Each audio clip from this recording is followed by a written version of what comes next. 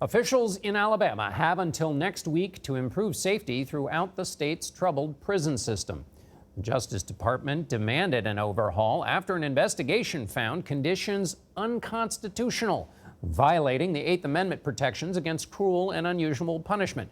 Jeff Pegues takes us inside.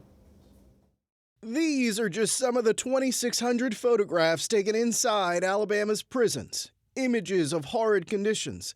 Inmates who were killed by another prisoner's hand or their own, like Betty Head's son, who died after trying to hang himself in this decrepit cell block. Prison system killed my only son, Billy Thornton. 31-year-old Billy Thornton was just months away from finishing a 6-year sentence for a statutory rape. Inmates told her that her mentally ill son would cry for help but be routinely ignored. So he would call for help and no one would They would respond. ignore him. Let's keep going. Yes, sir. They would ignore him. Alabama prisons have the highest suicide rate in the country, 3 times the national average, 15 in 15 months. Things are really out of control and need to be reined in. Maria Morris of the Southern Poverty Law Center says mentally ill inmates, even those on suicide watch, are held in solitary confinement where they have little contact with officers. What that basically means is they're warehousing them. They're sticking them into segregation units and letting them suffer, in some cases letting them commit suicide. But it's not just the mentally ill who are suffering. A 2-year Justice Department investigation found conditions throughout the entire Alabama prison system are unconstitutional, and that an excessive amount of violence, sexual abuse, and prisoner deaths happen on a regular basis, making the state's prisons a deadly place to work as well. I am thankful that I walk out alive. This worker, who has to be fully disguised for fear of being fired for speaking out, told us the situation is dire.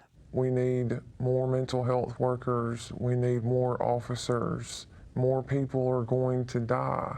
State prison officials say there are approximately 1,400 officers, about half of what's needed to oversee a prison population of 16,000. This has been a problem that's been 30 years in the making.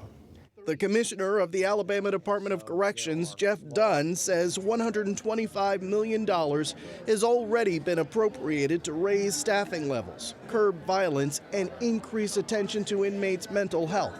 Why should people think that things are going to change?